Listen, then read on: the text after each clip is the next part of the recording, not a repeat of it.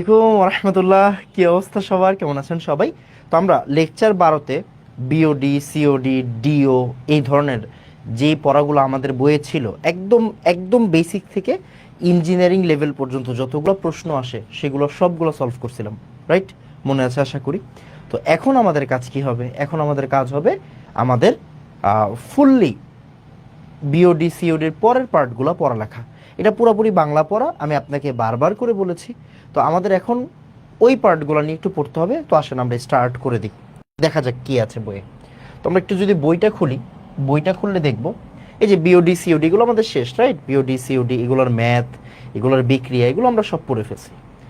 এখন হচ্ছে গিয়ে সবচেয়ে ইম্পর্টেন্ট, এই জায়গাতেও কিন্তু অনেকগুলো পড়া আছে। এই যে শিল্প বজ্র ও পানি দূষণ, দেখা যাচ্ছে আশা করি, শিল্প বজ্র ও পানি দূষণ। রাইট? হ্যাঁ। তো এই জায়গাতে বেশ কিছু পড়া আছে, আমি প্রত্যেকটা পড়া একটু বুঝাই দিব, পড়াই দিব, দেন আপনি এইখান থেকে এই জিনিসগুলো নোট করে নেবেন। খুব মনোযোগ দিয়েন, এখানে অনেকগুলো কথা আছে, সবগুলো পড়া আপনার প্রয়োজন নাই। বারবার করে বলতেছি, সবগুলো পড়া পড়ার আপনার কোনো প্রয়োজন নাই। আপনি কি করবেন, ঠিক যে জিনিসগুলো আমি আপনাকে বলবো আপনি ওই জিনিসগুলো নোট করবেন, আর কোনো কিছু নোট করবেন না। কেমন? আসেন তাহলে আসেন আমরা কি পড়বো। এখানে কি লেখা আছে একটু দেখেন মনোযোগ দিয়ে। মনোযোগ দিয়ে এখানে লেখা আছে শিল্প বজ্র দ্বারা পানি দূষণ খুবই মারাত্মক সমস্যা, হ্যান ত্যান দরকার নেই। কিছু রাসায়নিক দূষকের মধ্যে মানুষের স্বাস্থ্যের জন্য ক্ষতিকর কিছু ভারী ধাতু আছে, যেমন লেড, মার্কারি, ক্যাডমিয়াম, ক্রোমিয়াম ইত্যাদি। তার মানে এই যে আপনাকে জিজ্ঞাসা করবে, এটা মেডিকেল ভর্তি পরীক্ষায় আসা প্রশ্ন, আপনাকে জিজ্ঞাসা করবে নিচের কোনটি ভারী ধাতুর উদাহরণ, নিচের কোনটি ভারী ধাতুর উদাহরণ। তাহলে আপনি সুন্দর করে এই জায়গাটা নোট করবেন। কোন জায়গাটা নোট করবেন? সব কি নোট করতে হবে? উত্তর হচ্ছে না। এই যে লেড, লেড মানে পিবি, মার্কারি মানে এইচ জি, ক্যাডমিয়াম মানে সি ডি, ক্রোমিয়াম মানে সি আর। এই যে চারটা ধাতুর নাম বলেছি, চারটা পদার্থের নাম, চারটা পরমাণুর নাম বলেছি এখানে। লেড ধাতু, মার্কারি আমরা জানি এটা হচ্ছে কি আমাদের তরল, মার্কারি কিন্তু তরল, হ্যাঁ পারদ। ক্যাডমিয়াম, ক্রোমিয়াম এই ধাতুগুলোর প্রভাবে পরিবেশে দূষণ সৃষ্টি হয়। তো এরা হচ্ছে আমাদের ভারী ধাতু। ভারী ধাতুর যে চারটা উদাহরণ দেওয়া আছে এটা আপনাকে সুন্দর করে নোট করতে হবে। ওকে, দেন আসেন আমরা পরের পড়াতে চলে যাই। কি দেওয়া আছে? বর্তমানে চট্টগ্রামের হালদা নদী, এগুলোর দরকার নেই। এই যে এই জায়গাটা একবার ডেন্টালে আসছিল, এই হালদা নদী হচ্ছে বাংলাদেশের অন্যতম মৎস্য প্রজনন ক্ষেত্র। অন্যতম মৎস্য প্রজনন ক্ষেত্র কোনটা? হালদা নদী। হালদা নদী বাংলাদেশের অন্যতম মৎস্য প্রজনন ক্ষেত্র। ওকে, আসেন তারপর পানি দূষণ কারণ অনুসন্ধান, এগুলো কোনো দরকার নেই, এগুলো থেকে প্রশ্ন আসে না।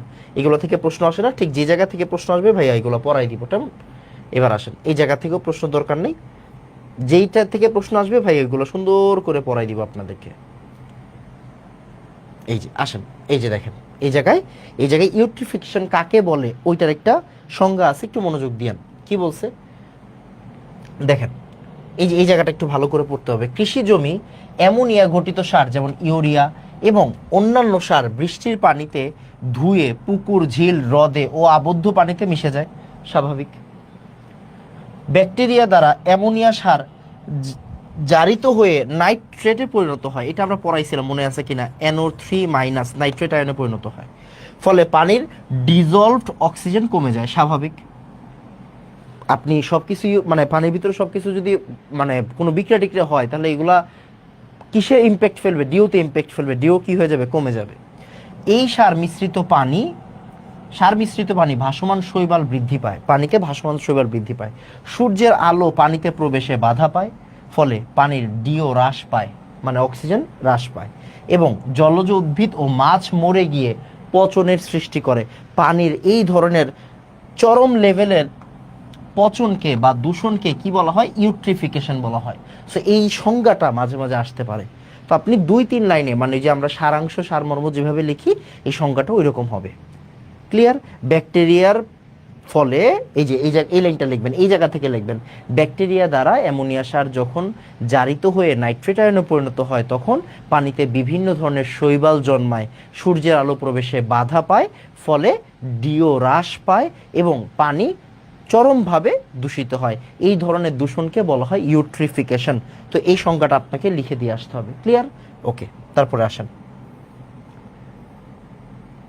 এই জায়গা থেকে লাগবে না, আচ্ছা, এই যে এইটার পূর্ণরূপ আসে, এটা পূর্ণরূপ আসে যেমন শিল্প বজ্রের পানি দূষণের প্রতিকার, খুব মনোযোগ দিয়েন। শিল্প বজ্রের পানি দূষণের প্রতিকার করতে হলে শিল্প কারখানার তরল বজ্র পদার্থ পরিশোধন ব্যবস্থা, বজ্র পরিশোধন ব্যবস্থা, এটাকেই বলা হয় ইটিপি বা ইফ্লুয়েন্ট ট্রিটমেন্ট প্ল্যান। বুয়েট ভর্তি পরীক্ষায় এটার ফুল মিনিং আসছে। আপনাকে প্রথমে বুঝতে হবে যে আমরা এই বইয়ের বাংলাগুলো কেন পড়তেছি। আমরা এই বইয়ের বাংলাগুলো পড়তেছি ভাই, যাতে আমাদেরকে মেডিকেল ভর্তি পরীক্ষায় বা বুয়েট অ্যাডমিশন টেস্টে বা ঢাকা ভার্সিটি অ্যাডমিশন টেস্টে, আমরা 3 জায়গার নাম বললাম আর কি। বুয়েট বলছি মানে কি অন্যান্য ইঞ্জিনিয়ারিং ভর্তি, মানে অন্যান্য ইঞ্জিনিয়ারিং কথাগুলোও বলতেছি। ঢাকা ভার্সিটি বলছি মানে সব ভার্সিটির কথাই বলতেছি। মেডিকেল তো মেডিকেল, জাস্ট মেডিকেল বললেই হয়। তো অ্যাডমিশন টেস্টে আমাদের প্রশ্নগুলো আসে কিন্তু বইয়ের ভিতর থেকে। ইভেন বর্তমানে কিন্তু প্রশ্নের ধরন চেঞ্জ হচ্ছে। প্রশ্নের ধরন চেঞ্জ হচ্ছে বিধায় আমাদের কী করতে হবে, আমাদেরকে এখন সম্মিলিতভাবে পুরোটা বই পড়তে হবে, ভালো করে পড়তে হবে। সো আপনার এই যে বই পড়াটা একাডেমিক পড়াশোনার জন্য যেমন কাজে লাগবে, তেমনভাবে অ্যাডমিশনে কাজে লাগবে বিধায় পড়াচ্ছি। সো একটু ভালো করে পড়তে হবে, বুঝা গেছে কিনা?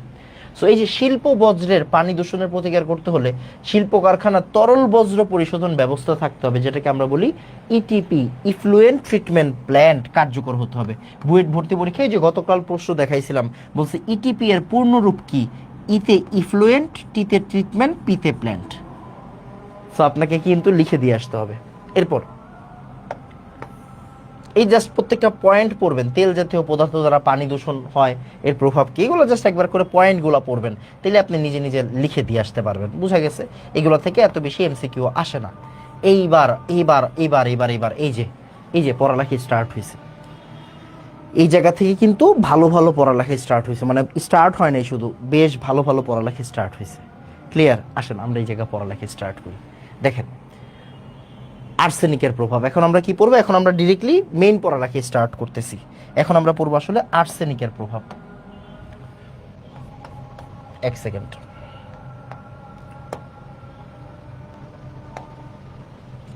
আমি একটু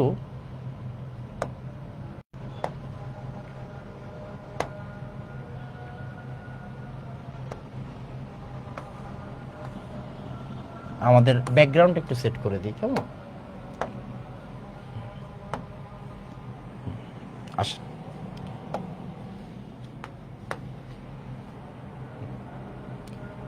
তো এখন হচ্ছে আমাদের মেইন পড়ালেখাটা হচ্ছে আর্সেনিকের দূষণ। সোজা হিসাব, আর্সেনিকের দূষণ।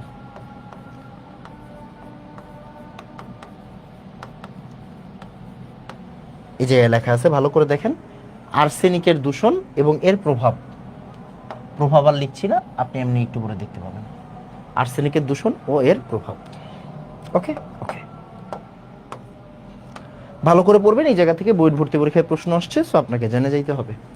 আচ্ছা, এগুলো থেকে আগে প্রশ্ন আসতো, এখন প্রশ্ন আসে না। আর্সেনিকের বিভিন্ন আকরিকের নাম লেখা আছে। আপনারা চ্যাপ্টার 10 মানে 9 10 চ্যাপ্টার 10 পড়ছেন আশা করি, ওইখানে আকরিক লেখা ছিল। সো নিকেল গ্লাস, এই যে দেখেন নিকেল গ্ল্যান্স মানে নিকেল, আর্সেনিক আর সালফারের এটা সম্মিলিত যৌগ। অরপিমেন্ট মানে As2S3, রিয়েলগার As4S4, কোবাল্টাইট, কোবাল্ট আছে, আর্সেনিক আছে, সালফার আছে। আর্সেনোপাইরাইটস, আয়রন আছে, আর্সেনিক আছে, সালফার আছে। খনিজ অক্সাইড আর্সেনোলাইট মানে আর্সেনিকের যে অক্সাইডটা আছে As2O3, এটা হচ্ছে আর্সেনোলাইট বলা হয় একে। ওকে, এখন মজার বিষয় কি, এই যে প্রকৃতিতে আর্সেনিক খনিজ সালফাইড, যেমন এই যে এই যৌগগুলো থাকে, মানে কি এইগুলাতে আর্সেনিককে পাওয়া যায়, প্রকৃতিতেই এই যৌগগুলোর ভিতরে আর্সেনিক থাকে। এখান থেকে কি প্রশ্ন আসে? উত্তর হচ্ছে না, এখান থেকে প্রশ্ন আসে না। অনেক আগের সিলেবাসে এই টাইপের প্রশ্ন আসতো, যে নিচের কোনটি আর্সেনিকের আকরিক, নিচের কোনটি আর্সেনিকের আকরিক, এই টাইপের প্রশ্ন আগের আমলে মেটেলে আসতেই পারে।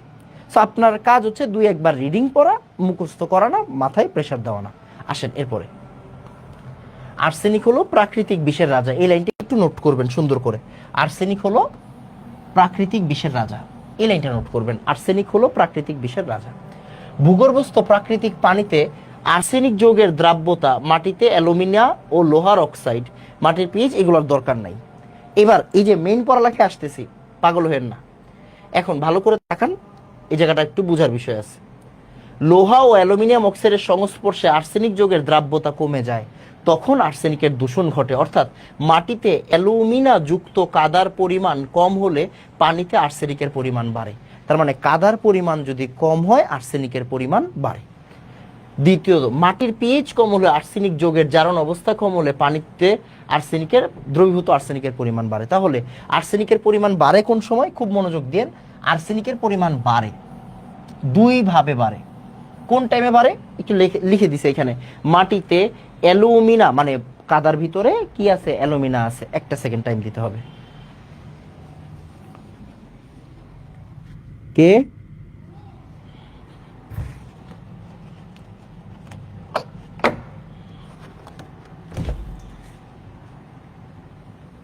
Thank you.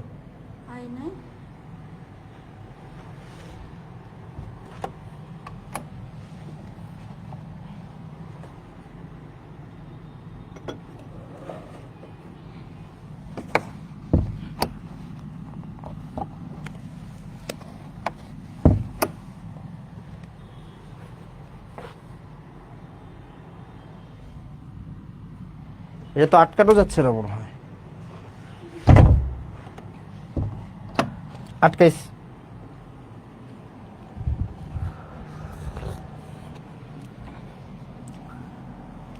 দেখেন তাহলে আর্সেনিকের পরিমাণ বাড়ে দুই জায়গাতে লেখা আছে। একটা হচ্ছে মাটিতে কাদার পরিমাণ যদি কম হয় তাহলে আর্সেনিকের পরিমাণ বাড়ে, আরেকটা হচ্ছে আর্সেনিক যোগের জারণ অবস্থা কম হলে। এই জিনিসটা কি এটা আমরা একটু পরে দেখতে পাবো। তাহলে একটু ভালো করে লেখেন আর্সেনিকের পরিমাণ বাড়ে কখন। জাস্ট পয়েন্টটা নোট করেন, আর কিছু লাগবে না।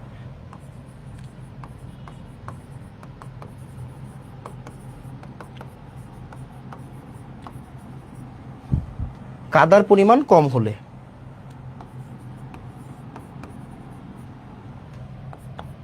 আরেকটা কি?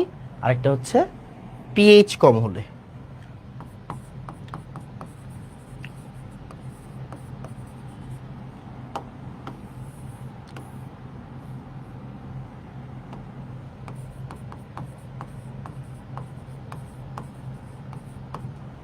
অ্যালুমিনা যুক্ত কাদার পরিমাণ কম হলে, আরেকটা কি? পিএইচ কম হলে। এই দুটো সুন্দর করে পয়েন্ট নোট করে রাখেন। এবার দরকারি আলোচনা। কি আলোচনা? মনোযোগ দিয়েন। এই যে এই জায়গা থেকে বুয়েট ভর্তি পরীক্ষায় একবার প্রশ্ন আসছে, সো আপনাকে একটু পড়ে যেতে হবে কষ্ট করে। মাটিতে আর্সেনিকের রসায়ন। আর্সেনিকের সালফাইড আকরিক মাটিতে পানি ও অক্সিজেন দ্বারা জারিত হয়ে আর্সেনিক অ্যাসিড তৈরি করে। তখন এই আর্সেনিক অ্যাসিডটা অম্লীয় মাটিতে ডাইহাইড্রোজেন আর্সেনেট আয়ন রূপে এবং ক্ষারীয় মাটিতে মোনোহাইড্রোজেন আর্সেনেট রূপে থাকে। উভয় আর্সেনেট আয়ন Fe3+ ও অ্যালুমিনিয়াম আয়নের সংস্পর্শে এসে ধাতব আর্সেনেট অদক্ষেপ রূপে মাটিতে আটকে থাকে। এবার একটু বুঝাই দিচ্ছি, আমি পুরাটা জিনিস বুঝাই দিব, মনোযোগ দিতে হবে এই জায়গাটা, ভালো করে তাকায়েন। এখন আমরা আর্সেনিক কই পাবো? আর্সেনিকের আকরিকের ভিতরে পাবো। আর্সেনিকের আকরিক অনেকগুলো অলরেডি বইয়ে দেখানো হয়েছে আপনাকে। একটা আকরিক হচ্ছে আর্সেনিকের পাইরাইট, যেটা ভালো করে তাকান তো, চিনেন কিনা? এই যে আর্সেনোলাইট, ভালো করে তাকান। আর্সেনোলাইট As2O3, খনিজ অক্সাইড আর্সেনোলাইট As2O3। এখানে কোনটা দিয়ে কাজ করা হয়েছে? এখানে কাজ করা হয়েছে অরপিমেন্ট। অরপিমেন্ট মানে কোনটা? অরপিমেন্ট মানে হচ্ছে As2S3। অরপিমেন্ট নিয়ে কাজ করা হয়েছে। সো আমরা অরপিমেন্টের বিক্রিয়াগুলো এখন দেখব। আপনাকে আর কোনো কিছু মনে রাখার দরকার নেই। এবার আসেন, ভালো করে তাকান। অরপিমেন্টের বিক্রিয়াটা ইম্পর্টেন্ট। এই যে As2S3 মানে অরপিমেন্ট, ও কি করছে? মাটিতে পানি এবং অক্সিজেন দ্বারা জারিত হয়ে, মাটিতে পানি এবং অক্সিজেন দ্বারা জারিত হয়ে আর্সেনিকের অক্সাইড তৈরি করবে। এই যে এগুলা বাদ দেন, এগুলার প্রয়োজন নেই। আর্সেনিক অ্যাসিড তৈরি করবে। তাহলে আর্সেনিক অ্যাসিড কোনটা? এই যে এখানে আর্সেনিক, ওরা একবারে দিয়ে দিছে আর কি বিক্রিয়াটা, ওরা একবারে বিক্রিয়া দিয়ে দিছে। আচ্ছা তাহলে বিক্রিয়া একবারেই দিয়ে দেন, সমস্যা নেই। তাহলে ওরা আর্সেনিক অ্যাসিড তৈরি করবে। এই দেখেন H3AsO4, এটার নাম হচ্ছে আর্সেনিক অ্যাসিড। এই যে আর্সেনিক অ্যাসিড, যা অম্লীয় মাটিতে, অম্লীয় মাটিতে মানে মাটিতে অম্ল আছে, তো আপনি অম্লীয় মাটি চিন্তা করবেন। অম্লীয় মাটিতে, অম্লীয় বলতে এখানে এই যে এটা আমার রিসোর্স, মানে অ্যাসিডের যে সোর্সটা। তাহলে আর্সেনিক অ্যাসিড অম্লীয় মাটি মানে অ্যাসিডের সাথে বিক্রিয়া করে কি তৈরি করবে? ড্রাই হাইড্রোজেন আর্সেনেট তৈরি করবে, H2AsO4-। তাহলে এই যে H2AsO4-, ডাই হাইড্রোজেন আর্সেনেট তৈরি করবে। এবার মনোযোগ দিন, বাকিগুলো কোন জায়গা থেকে আসলো? এই যে দেখেন সালফিউরিক অ্যাসিডটা ভেঙে গেছে, এই জায়গা থেকে H+ আর সালফেট মাইনাস আসছে, সোজা হিসাব। ক্লিয়ার? তাহলে প্রথম কথা কি, আমাদের যে অরপিমেন্ট আছে, অরপিমেন্ট কার কার সাথে বিক্রিয়া করবে? পানির সাথে বিক্রিয়া করবে, অক্সিজেনের সাথে বিক্রিয়া করবে, করে জারিত হয়ে কি তৈরি করবে? আর্সেনিক অ্যাসিড তৈরি করবে, যা একটা অ্যাসিডের সাথে বিক্রিয়া করে কি তৈরি করতেছে? ডাইহাইড্রোজেন আর্সেনেট তৈরি করতেছে। That's it. এবার আসেন, এবার আবার আবার আবার আবার এই সেম বিক্রিয়াটা অন্যভাবে দেওয়া হয়েছে, এই সেম বিক্রিয়াটা অন্যভাবে দেওয়া হয়েছে। কেন, কার মাধ্যমে দেওয়া হয়েছে একটু ভালো করে তাকান। এই যে দেখেন আর্সেনোপাইরাইটস, এই যে আর্সেনোপাইরাইটস, এই সেম বিক্রিয়াটা আর্সেনোপাইরাইটস দিয়ে দেখানো হয়েছে। কারে দিয়ে দেখানো হয়েছে? আর্সেনোপাইরাইটস দিয়ে। দেখেন আর্সেনোপাইরাইটস, আয়রন, আর্সেনিক আর সালফার, ও পানি আর অক্সিজেনের সাথে বিক্রিয়া করছে একটু আগে। যেমন একজন কি করছিল, এই যে এটা অরপিমেন্ট, এখন পাইরাইটস, এই দুইজনই কি আর্সেনিকের আকরিক বলতে পারেন। এরা দুইজন পানি এবং অক্সিজেনের সাথে বিক্রিয়া করছে, এই যে পানি, এই যে অক্সিজেন, পানি এবং অক্সিজেনের সাথে বিক্রিয়া করছে। আর্সেনিক অ্যাসিড তৈরি হয়েছিল একটু আগে, এখনো আর্সেনিক অ্যাসিড তৈরি হয়েছে। একটু আগে সালফিউরিক অ্যাসিড দিছিলাম, বাট এখন এখানে কি আছে? আয়রন আছে, তাই ওই সালফিউরিক অ্যাসিডটা আয়রনের সাথে মিলে কি তৈরি করবে? ফেরাস সালফেট তৈরি করবে। এরা আবার সেম ভাবে এই যে দেখেন ডাইহাইড্রোজেন আর্সেনেট তৈরি করবে। দেখেন ডাইহাইড্রোজেন আর্সেনেট তৈরি করছে, আর এই জায়গায় কি আছে? আয়রন সালফেট, আর এই জায়গায় হাইড্রোজেন H+, মানে সালফিউরিক অ্যাসিড। এখানে H আছে না, আছে না, একটা অ্যাসিড আছে না, দেখেন এ অ্যাসিড আর এ অ্যাসিড উভয়ের অ্যাসিডের H+ মিলে এখানে দেওয়া আছে, আপনি চেক করলে পাবেন। এখানে হাইড্রোজেন কয়টা আছে ভালো করে তাকান। এখানে হাইড্রোজেন আছে 3 × 6টা, এখানে হাইড্রোজেন আছে কয়টা? 3 × 6টা। এবার আপনি এই জায়গায় মিলান, 6 6 কত হয়েছে? 12 হয়েছে। 6 6 কত হয়েছে? 12 হয়েছে। এই জায়গায় হচ্ছে 4টা, এই জায়গায় 8টা, 12টা, তাই না? সব থেকে তো মিলাইতে হবে। এই জায়গায় আছে কয়টা? 4 3 12টা। আর এখানে আয়রন আছে নাই, তো এইখানে এই যে দেখেন এখানে 8টা আর এখানে 4টা, মিলছে না? 12টা, 12টা মিলতেই হবে। মানে এটা সমতা করার জন্য আপনাকে H+ এখানে দিতেই হবে। বিক্রিয়াটা এরকম, আপনার কি করতে হবে? মুখস্থ করতে হবে, আর কিছু কাজ নেই। এরপরে এখানে কি বলছে? যদি এখানে ক্ষার থাকতো, ক্ষার থাকলে কিন্তু এই যৌগটা তৈরি হইতো।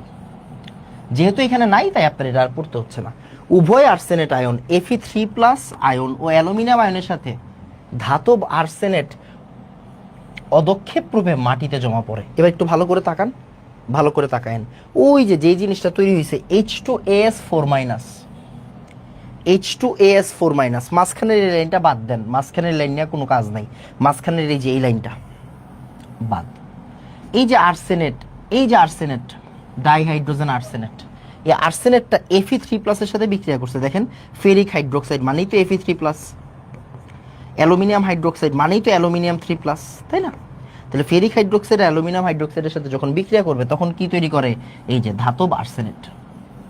দেখেন যদি আয়রন বিক্রিয়া করে তাহলে আয়রনের আর্সেনেট, যদি অ্যালুমিনিয়াম বিক্রিয়া করে তাহলে অ্যালুমিনিয়ামের আর্সেনেট, অ্যালুমিনিয়ামের আর্সেনেট। এই যে বলছে ধাতব আর্সেনেট রূপে মাটিতে আটকে থাকে। এই যে এই যৌগটা ভূগর্ভের বিভিন্ন স্তরে অদক্ষিপ্ত থাকে। এবার আপনাকে কি করতে হবে? আপনাকে সুন্দর করে এখান থেকে মিনিমাম এই যে উপরের লাইনটা, এই 1 নাম্বার লাইন, আর এই যে 4 number line, 1 number line, 4 number line, 1 number line, 5 number line, minimum এই 3টা লাইন মনে রাখতে হবে। কি বলছি? 1 নাম্বার লাইন, 4 নাম্বার লাইন অথবা 5 নাম্বার লাইন, এই লাইনটা আপনারা মনে রাখতে হবে। কেন? কারণ বুয়েট ভর্তি পরীক্ষায় দিতে পারে যে এই যে আর্সেনেটটা যে ধাতব আর্সেনেট রূপে মাটিতে অদক্ষিপ্ত থাকে, এটা দেখাও, বিক্রিয়া সহ দেখাও। তখন আপনাকে এই যে কোনো 2টা লাইন দিতে হবে। তো আপনি কি করবেন?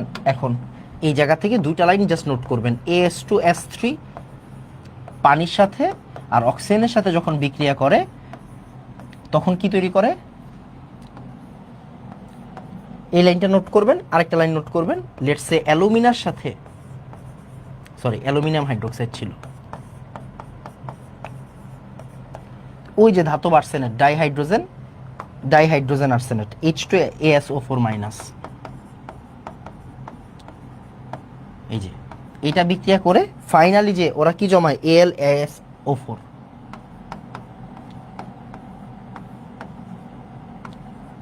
এটা যে জমায় এই জিনিসটা আপনাকে লিখে দিয়ে আসতে হবে। সাথে 12 অণু পানি আছে, সাথে 12 অণু পানি। এই যে এইটাই হচ্ছে আমাদের মূল যৌগটা। ক্লিয়ার? অ্যালুমিনিয়াম আর্সেনেট, এই যে জায়গায় লেখা আছে দেখেন, ধাতব আর্সেনেট মানে অ্যালুমিনিয়াম আর্সেনেট ভূগর্ভস্থের বিভিন্ন স্তরে জমা থাকে। বুঝা গেছে? সো আপনাকে এই জিনিসটা পড়ে যাইতে হবে, মানে এই দুইটা লাইন অ্যাটলিস্ট। তাহলে কোন লাইন দুইটা বলেন ভাইয়া? বলে দিছি, এই যে দেখেন 1 নাম্বার লাইন আর একদম লাস্টেরটা কমাই দিছি, মানে অ্যাটলিস্ট দুইটা বিক্রি আপনি শিখে যান, অ্যাটলিস্ট দুইটা বিক্রি আপনাকে শিখে যেতে হবে। ক্লিয়ার? ওকে, আসেন। এই যে দেখেন, এসব অদক্ষিপ্ত ধাতব আর্সেনেট লবণ পরবর্তীতে ব্যাকটেরিয়া দ্বারা বিশ্লেষিত হয়ে AS3+ ও AS5+ আয়ন রূপে ভূগর্ভস্থ পানিতে মিশে থাকে।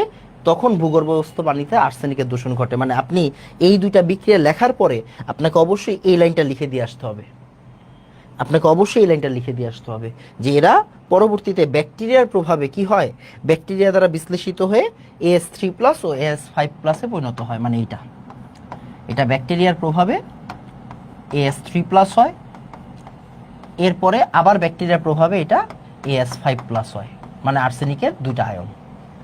অ্যান্ড ওইটা পানিতে মিশে যায়। কিসে মিশে যায়? পানিতে মিশে যায়। দেন আর্সেনিকের কি হয়? দূষণ হয়। That's it. এটা তোমাকে লিখে দিয়ে আসতে হবে। এরপর এই যে এইটা বুয়েটে আসছে, কিন্তু ফুল জায়গাটা আসে নাই বুয়েটে। এই জায়গা থেকে এই যে শুধু এই প্রসেসটা থেকে এই পর্যন্ত দেওয়ার বিক্রিয়া দিছে, মানে এখানে 6টা স্টেপ আছে, 3টে স্টেপ আসছিল বুয়েটে। সো বুয়েট রিটেন পরীক্ষায় আসছে। বুয়েট রিটেন পরীক্ষায় আসার অর্থ কি? আপনি এই জায়গাটা না পড়ে গেলে কি পারবেন? পারবেন। এটা আমি পুরোটা লিখে লিখে দেখাবো। সো আপনি একটু ক্লিয়ার, মানে কেয়ারফুল থাকেন। দেখেন, অপরদিকে বায়ুজ ব্যাকটেরিয়া দ্বারা আর্সেনিক অ্যাসিডের মিথাইলেশন প্রক্রিয়ায় প্রথমে monomethyl arsenic acid, trimethyl arsenic acid এবং শেষে অবায়ুজ ব্যাকটেরিয়া দ্বারা বিয়োজিত হয়ে ডাইমিথাইল আর্সাইন ও ট্রাইমিথাইল আর্সাইন উৎপন্ন করে। এসব বিষাক্ত আর্সাইন গ্যাস মাটিতে ও ভূগর্ভস্থ পানিকে বিষাক্ত করে। তার মানে এতক্ষণ তো আপনি পড়লেন কিভাবে আর্সেনিক অদক্ষিপ্ত হয়, প্রথমে অদক্ষিপ্ত হয়ে তারপরে কিভাবে পানিকে দূষণ করে।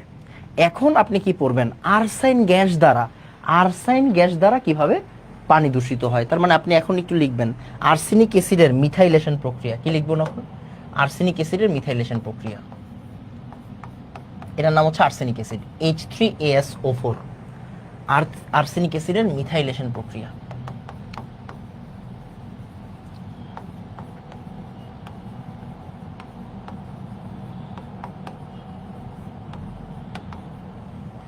আর্সেনিক অ্যাসিডের মিথাইলেশন প্রক্রিয়া। ওকে,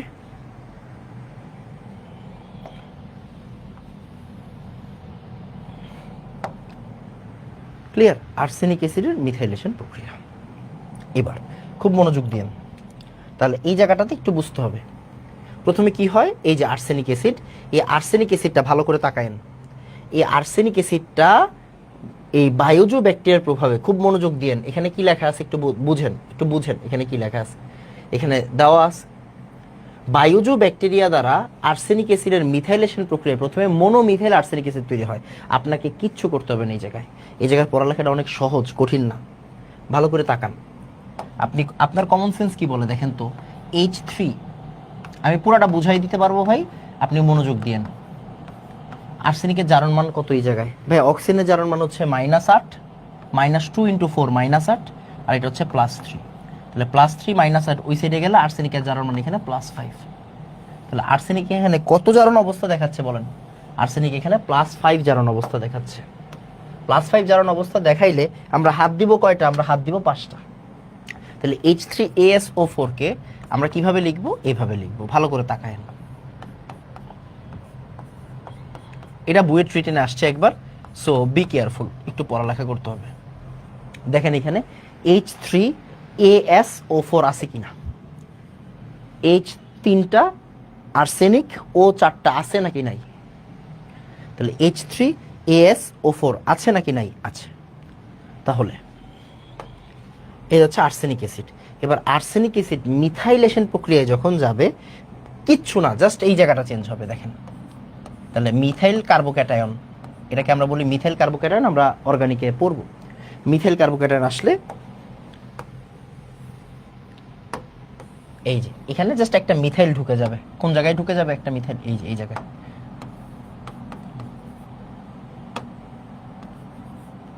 এই যে এখানে একটা মিথাইল ঢুকে গেল, শেষ। এরপরে যখন এটার ভিতরে আবার মিথাইলেশন হবে, আবার মিথাইলেশন হবে, এটাতে কি হবে? আবার মিথাইলেশন হবে।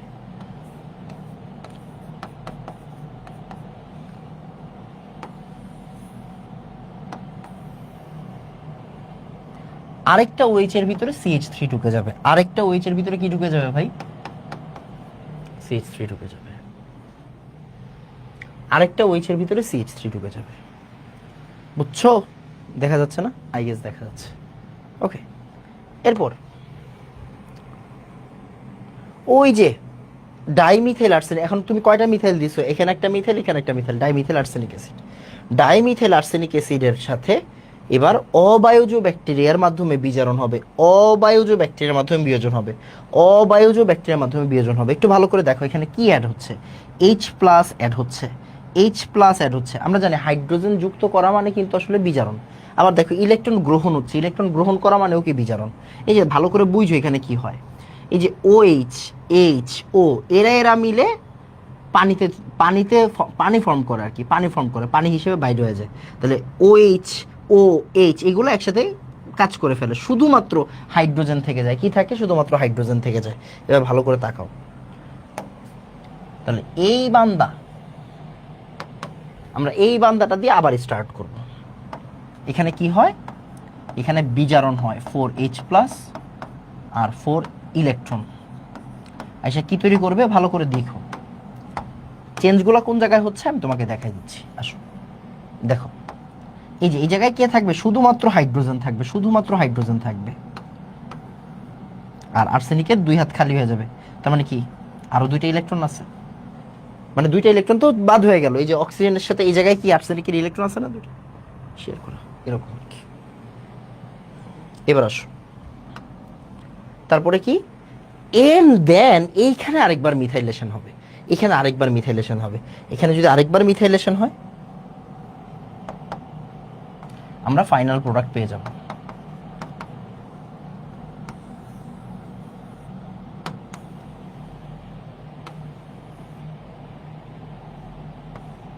এই যে এখানে যদি আরেকবার মিথাইলেশন হয় তখন কি হবে? আর H+ বের হয়ে যাবে, H+ বের হয়ে যাবে। এই হাইড্রোজেনটা কি হয়ে যাবে? হাইড্রোজেনটা বের হয়ে যাবে। এখন দেখো তো ভালো করে, আর্সেনিকের হাত কয়টা? 3টা। এটাকে আমরা বলি আর্সেনিকের 3+ অবস্থা। আর এইটা আর্সেনিকের কত অবস্থা বলো তো? আর্সেনিকের 5+ অবস্থা। তার মানে আর্সেনিকের এই আর্সেনিক অ্যাসিডের মিথাইলেশন প্রক্রিয়া কি হয়? আর্সেনিক অ্যাসিডের মিথাইলেশন প্রক্রিয়ায় আর্সেনিক অ্যাসিডের 5+ অবস্থা থেকে আর্সেনিক মানে আর্সেনিকের 3+ অবস্থায় কনভার্ট হয়। আর্সেনিক 5+ অবস্থা থেকে আর্সেনিক 3+ কনভার্ট হইল। এবার দেখো, ওই যে দেখো উপরে লেখা আছে, উপরে কি লেখা আছে দেখো? Trimethyl arsine, trimethyl arsine. এই যে মাত্র আমরা যেটাকে পাইলাম এটা হচ্ছে ট্রাইমিথাইল আরসাইন। একটু আগে ছিল ডাইমিথাইল আরসাইন। ওকে, সো এই যে ট্রাইমিথাইল আরসাইন এইসব গ্যাস মাটিকে ও ভূগর্ভস্থ পানিকে বিষাক্ত করে। তাহলে এটা হচ্ছে ট্রাইমিথাইল আরসাইন।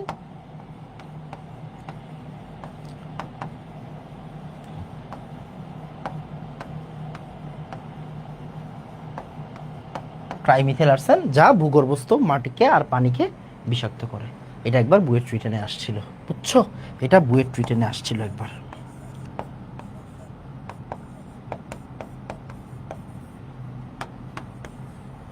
এটা একবার আসছে, সো এটা আরেকবার আসবে। আর এখন বর্তমানে প্রশ্ন যেভাবে করতেছে, সো সেইভাবে তোমাকে অবশ্যই কেয়ারফুল থাকতে হবে, বুঝছো? আসো, এরপর পানি দূষণে আর্সেনিকের যোগ, এই জায়গাটা একটু ইম্পর্টেন্ট। কেন ইম্পর্টেন্ট আমি একটু বলে দিই। সেটা হচ্ছে এই জায়গা থেকে সিকে রুয়েটে একবার এমসিকিউ আসছে। সিকে রুয়েট মানে চুয়েট কুয়েট রুয়েটে একবার এমসিকিউ আসছে। এই যে এই ক্রমটা তোমাকে জানতে হবে। মানুষের স্বাস্থ্যের বিষক্রিয়া সর্বোচ্চ থেকে সর্বনিম্ন মান অনুযায়ী আর্সেনিক যৌগগুলার দ্রবীভূত অবস্থার ক্রম, মানে কোন আয়নটা বেশি ক্ষতিকর, কোন আয়নটা কম ক্ষতিকর, ওইভাবে এটা একটু লেখা আছে। তো সবচেয়ে বেশি ক্ষতিকর হচ্ছে আরসাইন গ্যাস, আমরা মাত্র শিখলাম। আমরা মাত্র শিখলাম সবচেয়ে সবচেয়ে খারাপ হচ্ছে আর্সাইন গ্যাস। আমরা একটু ইয়া করি আর কি, এখান থেকে সব জিনিসগুলো লিখি। এই যে +3 জারণ অবস্থায় আর্সাইন গ্যাস AsH3, দেখো ও সবচাইতে ডেঞ্জারাস। তাহলে ক্রমটা কি হবে? ক্রমটা আমরা প্রথম পেজে কি লিখতে পারবো? হ্যাঁ পারবো। আর্সাইন AsH3, আমি একটু অন্য কালারে যাই। এই যেটা হচ্ছে AsH3, তারপরে কি দেওয়া আছে? এরপরে দেওয়া আছে আর্সেনাইট। এই যে আর্সেনাইটের সংকেত AsO2।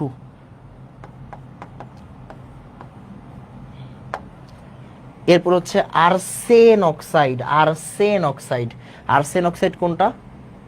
আর্সেন অক্সাইড বলতে এই যে আর্সেনিক অক্সাইড বোঝাচ্ছে, As2O3। As2O3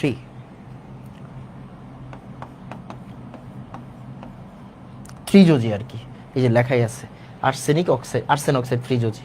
এরপর হচ্ছে গিয়ে আর্সেনেট। আর্সেনেট কোনটা? এই যে আমরা একটু আগে পড়ছি, AsO4 3-। এই যে AsO4 3-। এরপর হচ্ছে গিয়ে মেটাল আর্সেন, মেটাল আর্সেনিক আর কি, মেটাল আর্সেনিক। ওকে, মেটাল আর্সেনিক। ওকে, আচ্ছা। আর্সেনিকের +3 জারণ অবস্থা জীবজগতের উপর বেশি বিষক্রিয়া সৃষ্টি করে। একটু পরে আমরা পড়বো ক্রোমিয়ামের +6 জারণ অবস্থা বেশি বেশি সমস্যা করে। এখানে লেখা আছে আর্সেনিকের +3 অবস্থা, হোয়াটএভার। তার মানে আর্সেনিকের হচ্ছে +3 আর ক্রোমিয়ামের ক্ষেত্রে হচ্ছে +6। আমরা একটু পরে ক্রোমিয়াম যখন পড়বো তখন দেখব আর্সেনিকের ক্ষেত্রে হচ্ছে +3 আর ক্রোমিয়ামের ক্ষেত্রে হচ্ছে +6। আর্সেনিকের জন্য হচ্ছে +3, ক্রোমিয়ামের জন্য হচ্ছে +6। এটা আমরা একটু পরে দেখতে পাবো, সমস্যা নেই। তো এই যে এইটা হচ্ছে ক্রম, এটা কি বলতো? এটা ক্রম, এটা ক্রম। এইটা হচ্ছে বিষক্রিয়ার ক্রম। এটা কি বলো? এটা হচ্ছে বিষক্রিয়ার ক্রম। এটা কি হবে? এটা হচ্ছে বিষক্রিয়ার ক্রম, সরি, এটা হচ্ছে বিষক্রিয়ার ক্রম।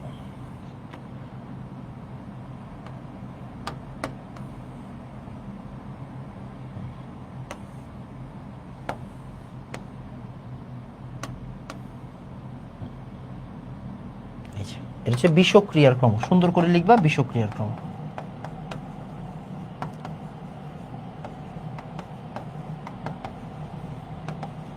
বিষক্রিয়ার ক্রম ক্লিয়ার? এবার পারলে বাংলাগুলো সহ লেখো। যেমন দেখো As4O3-, এটা হচ্ছে আর্সেনেট। এটা আমরা জানি যে ধাতব আর্সেনেট, একটু আগে বলছিলাম। এটা হচ্ছে অ্যালুমিনিয়াম আর্সেনেট। আর্সেনেট, তাহলে এটা হচ্ছে আর্সেনেট, এটা হচ্ছে আর্সেন। এইটা হচ্ছে আর্সাইন, এটা হচ্ছে আর্সেনিক অক্সাইড। আর এটা হচ্ছে এই AsO2-র নাম কি? AsO2-র নাম হচ্ছে AsO2-, সরি, আর্সেনাইট। এই যে AsO2-, এটা হচ্ছে আর্সেনাইট। আর্সেনাইট। এই যে এটা হচ্ছে আর্সাইন, তাহলে আর্সাইন, আর্সেনাইট, আর্সেনেট। এই যে এইভাবে তুমি বুঝলেই মনে রাখতে পারো। অক্সিজেন কম থাকলে এটাকে আমরা বলি আইট, অক্সিজেন বেশি থাকলে আমরা বলি এট। Arsenite, arsenate, arsenic oxide. এটা হচ্ছে আর্সাইন, এটা হচ্ছে আর্সেনিক, নর্মাল আর্সেনিক। সো এটা হচ্ছে বিষক্রিয়ার ক্রম। এটা কিন্তু সিকের ওয়েটে একবার আসছে, মানে এবার রিপিট হবে, এটা রিপিট হবে, বুঝছো? সো এটা সিকের ওয়েটে একবার আসছে। ওকে, এরপরে হচ্ছে ভাই এখন এই যে দেখো এতক্ষণ তুমি যা যা পড়লা, এইটা হচ্ছে তোমার কিসের পড়া বলো? ইঞ্জিনিয়ারিং এর পড়া। এখন তোমাকে পড়তে হবে আসলে মেডিকেল ভর্তি পরীক্ষার জন্য পড়ালেখা। ওকে, এখন হচ্ছে মেডিকেল ভর্তি পরীক্ষার জন্য পড়ালেখা। এই যে মেডিকেল ভর্তি পরীক্ষার জন্য পড়ালেখা কোন জায়গায় আছে ভাইয়া? এই যে আসতেছে, এই যে আসতেছে। বিশ্বাস করো এখন পর্যন্ত এটা 3 থেকে 4 বার আসছে মেডিকেল ভর্তি পরীক্ষায়। জাস্ট এই বক্স দুইটার ভ্যালু 3 থেকে 4 বার আসছে মেডিকেল ভর্তি পরীক্ষায়। তুমি যাবা কোথায়? না পড়া গেলে তোমার উপায় আছে কোনো? তাহলে এবার হচ্ছে আমরা মেডিকেলের জন্য পড়বো। তাহলে 1 নাম্বার পয়েন্ট, আর্সেনিককে বলা হয় প্রাকৃতিক বিষের রাজা।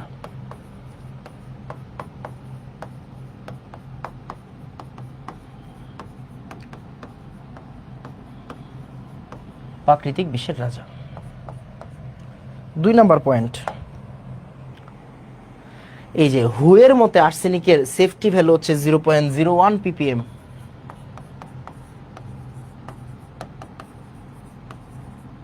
আর্সেনিকের সেফটি ভ্যালু নিরাপদ মাত্রা দিয়ে মনে রাখবা, কারণ বাংলা কিন্তু প্রশ্ন কিন্তু বাংলায় আসবে। হ্যাঁ, সেফটি ভ্যালু কত? 0.01 ppm। ppm মানেই মিলিগ্রাম পার লিটার, বুঝছো? ppm মানে কি? Milligram per litre. এই যে মিলিগ্রাম পার লিটার মানেই ppm।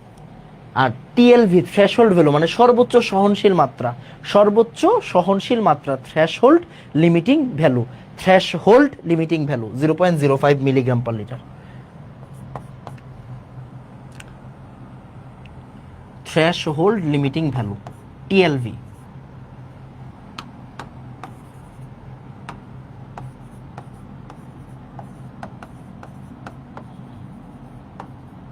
বা পিপিএম, যেভাবেই লেখো 0.05। ভাই তুমি বিশ্বাস করো, এই দুইটা বক্স এই বছর মেডিকেল ভর্তি পরীক্ষায়ও আসবে, মানে এত বেশি ইম্পর্ট্যান্ট, এত বেশি ইম্পর্ট্যান্ট। মেডিকেল ভর্তি পরীক্ষা মানে এই দুইটা বক্স থেকে প্রশ্ন আসা, বোঝা গেছে কিনা? ওকে, এবার আসো। এই জায়গায় বেশ কিছু পড়ালেখা আছে, এইখানে তোমাকে একটু সহনশীলভাবে পড়তে হবে, বুঝছো? যশোর জেলার শার্শা থানার সমতা গ্রামে গভীর নলকূপের পানিতে আর্সেনিকের দূষণ সবচেয়ে বেশি। এর একটু পড়ো। যশোর জেলার শার্শা থানার মতো সমতা গ্রামের। আচ্ছা, এগুলো মুখস্থ করার কোনো দরকার নেই, যা পড়াইছে ওইটাই। এইবার দেখো, এই যে আর্সেনিকের জন্য কি কি হয় না হয়, আর্সেনিকের জন্য কি কি হয় না হয় এই জায়গায় লেখা আছে। এই লেখাগুলো তোমাকে পড়ে যেতে হবে। এই লেখাগুলোর মধ্যে কোন পড়াগুলো তুমি পড়বা আমি একটু দিয়ে দিচ্ছি, 1 সেকেন্ড। হ্যাঁ, আমাকে একটু টাইম দাও, 1 মিনিট, 1 মিনিট। হ্যাঁ, আমি রেডি করে তোমাকে দিয়ে দিচ্ছি।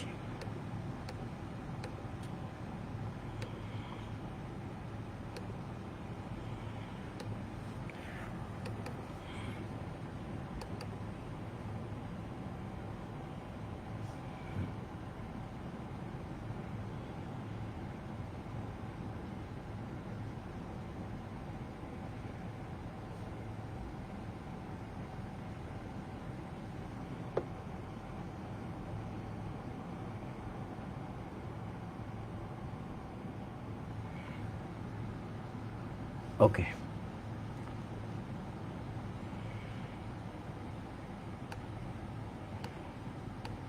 1 সেকেন্ড টাইম লাগবে, এখনই দিয়ে দিচ্ছি। হ্যাঁ,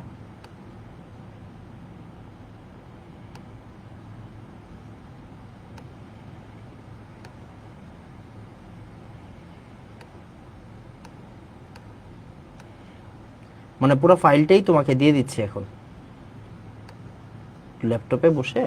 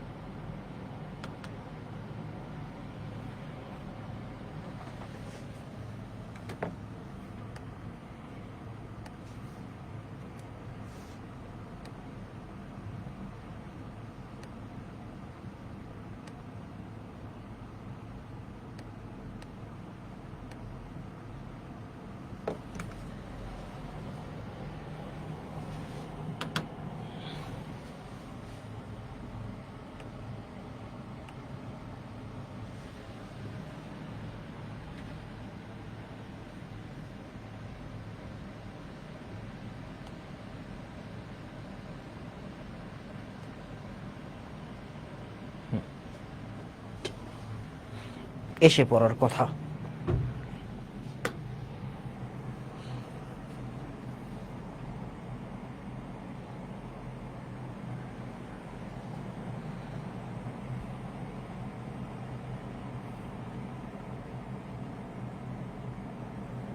এই যে আসছে, দেখছো? এসে পড়ছে, রেডি। শেষ। দুনিয়া কত সোজা, বুঝছো? দুনিয়া কত সোজা, দুনিয়া কত সোজা হয়ে গেছে। এই যে দেখো, তোমাদেরকে রেডি করে দিচ্ছি এখন। এই যে দেখো, দেখছো? সব রেডি হয়ে গেছে।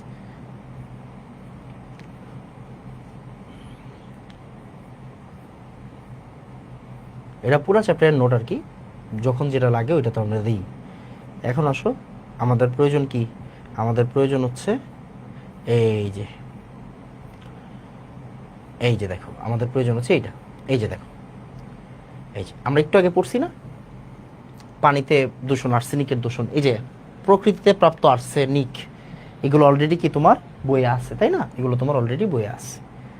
এখন তোমার কাজ কি? এখন তোমার কাজ কোন জায়গায় বলো?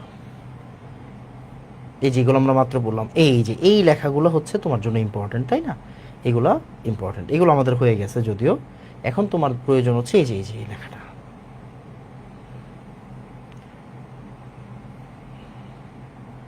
এই যে